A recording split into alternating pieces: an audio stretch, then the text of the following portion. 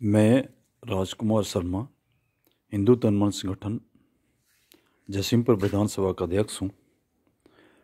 प्रभु श्री राम के चरणों में मेरा कोटि कोटि नमन। प्रभु राम के प्रिय भक्त हनुमान जी को मेरा कोटि कोटि नमन। आज सबको मालूम है कि 25 दिसंबर है और सब लोग इस बात को जानता है, परंतु 21 से 27 की डेट तारीख बहुत कम लोगों को याद होगी, जिसमें गुरु गोविंद साहब का पूरा परिवार ने हमारे समाज को बचाने के लिए अपने जीवन की आहुति दी थी। उन नन्हे बेटों ने, जिनकी अभी उम्र 6 से 8 साल थी, उनको जिंदा चुनाया गया। तो उन बच्चों को बहुत यातनाएं दी गई।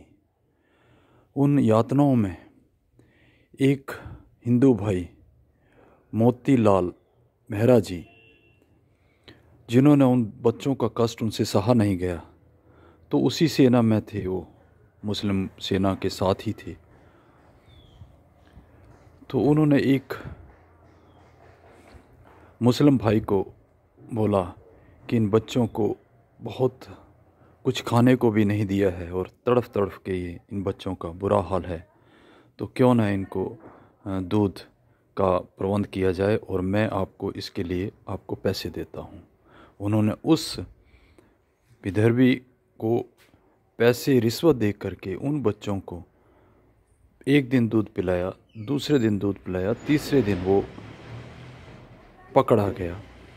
उसके बाद नवाब जी ने उनको मोतीलाल मेहरा और उनकी धर्मपत्नी और उनका 4 साल का बेटे को कोल्लू में जिंदा पिसाया गया।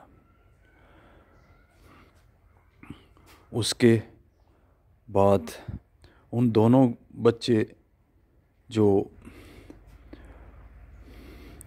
नवाब के वज़ीर ने उन बच्चों से पूछा, जब उनके गले तक चुनवाई चली गई, तो उनसे पूछा कि आप मुस्लिम धर्म अपना रहे हैं? तो उन बच्चों ने कहा कि हाँ, हम अपना लेते हैं, पर क्या है कि हमारी ये अपनाने के बाद क्या हमारी मृत्यु नहीं होगी? तो जो नवाब का वज़ीर था वो चुप रह गया और उसने उन बच्चों को चुना दिया। और उनकी दादी, जो ये फतेहपुर में गढ़ में रह रही थी, वो ये कष्ट सहन नहीं कर सकी और वो भी अपना जीवन आहुति दे दिया। जब इन बच्चों को जलाने के लिए, इनका अंतिम संस्कार करने के लिए नवाब से जगह मांगी, तो नवाब ने उनको रत्ती भर भी जगह नहीं दी। और जब टोडरमल जी ने उनसे विनती की कि आप इनको उतना जलाने मापे तक की जगह दे दें, ताकि जो भी आप मांगेंगे वो मैं देने को तैयार हूँ। तो नवाब ने बोला कि ये जितनी जगह आपको चाहिए उसको जलाने के लिए, उतनी जगह में सोने की सर्फियाँ रखी जाएं, उसके बाद ही इनको जलाया जा सकता है। तो टोडरमल जी ने अपने पास जितना सोने की सर्फियाँ थी और ज़मीन जायदाद थी और कुछ सहयोगियों ने साथ देकर, तो वो उतनी सोने की सर्फियाँ उस जगह पे रखी गई।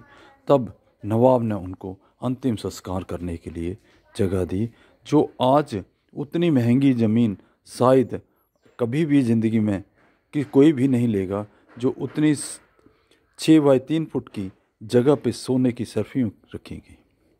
तो ये हम हिंदुओं के लिए, और 21 से 27 उस समय, और अभी भी कुछ हिंदू जो हैं वो 21 से 27 शोक के दिन मनाते हैं और ज़मीन पे सोते हैं और प्रभु राम का स्मरण करते हैं।